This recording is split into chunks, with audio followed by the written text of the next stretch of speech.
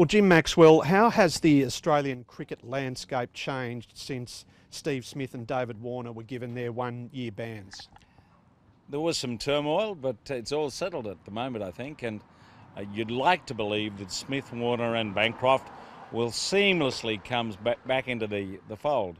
It's hard to say that, I suppose, when you consider how the last 12 months has gone for them. But while they've been away, Australia has started to find some form, rediscover the respect, and work a method of winning matches that I don't think we would have thought of some months ago. But it's turned around very strongly, and there's no reason to believe that it won't be anything other than a strong World Cup performance out of all this. You speak about the Australian team earning its respect again and working on the culture in the dressing room. Is the likely return, particularly of David Warner and Steve Smith for the World Cup, is that likely to have a negative effect on the culture in the team? Not if it's well managed by Justin Langer and whoever's in charge between Finch in the World Cup and Payne in the Ashes. I think there's more maturity and hopefully better judgment with this group of players than there was 12 months ago when Smith and Warner got involved in that ugly incident in Cape Town. So you've got to believe things are going to improve and that Warner will be accepted, even though 12 months ago he was persona non grata with the team.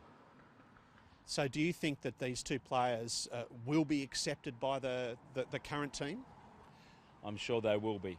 It's more of a question of how they adapt to playing again and regaining the form that they had at the peak of their powers.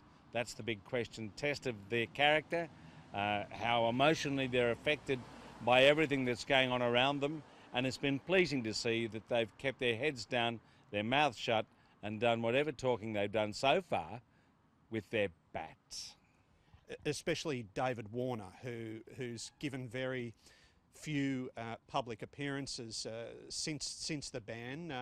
Do you think this is something that he's taken on or something he's been advised to do? Well, if he hadn't learned from his previous behaviour, someone's certainly got into his ear and told him just to put your head down and play. Don't go for the exclusives in the Women's Weekly or anywhere else. Just play cricket. And I think he'll get more respect from the public if he does all of his talking from now on with his bat and stops any verbalising or sledging that he's been so famous for. And Jim, how will the former Australian Test captain and the former Australian vice captain adjust to coming back into the scene without leadership roles? Well, you'd like to think that they've already adjusted to the thought of that, and the process has to be worked around the management through Justin Langer and the captains. It's just a fact of life. And they might be better players if they're unburdened in that way. That's what the hope is out of all this when they come back into the fold, that they'll play as good, if not better, cricket than they did before, because all they have to do is be themselves. They don't have to worry about all those issues that burdened them in the past. Just how valuable would Steve Smith and David Warner be in terms of Australia's World Cup campaign? What sort of a difference would they make to this squad? They could make the difference that goes between them getting to the semi-finals and winning. A huge difference. And just the form of the side at the moment has to make you think that Australia's a very big chance of winning this World Cup, winning their 6th World Cup. But just getting to the semi-finals, that'll be an achievement in itself to start with. Would there be any resentment in the current squad? As you said, the team is winning and winning well. Is there going to be any resentment within the squad from players thinking, I'm going to have to make way for these two guys who've been banned for 12 months? We're all concentrating on these three players. Perhaps we should concentrate more on Usman Khawaja and what he has had to deal with in his personal life and how he's adjusted, and he's now playing the best form of his life. So if there's going to be any discussion, they should go to him and get a few clues about how to handle your emotions and get on top of any adversity. Jim, what lessons have been learnt in the past 12 months after this ball tampering incident? What are the key lessons that come out of the past 12 months? That's a very tricky question. Like so many things in life, you put the bad experiences behind you and move on.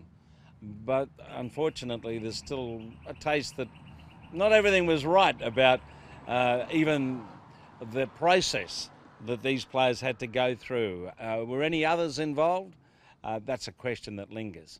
But in terms of the now and getting on with the cricket, I think Australia's learned a lot about how to better handle itself and to have the regard and reputation of everyone else that they may have lost with this incident last year. So I think you'd have to say that Australian cricket in many ways is better off for having had this unfortunate incident occur, because out of it we are shaping a more respected international sporting team.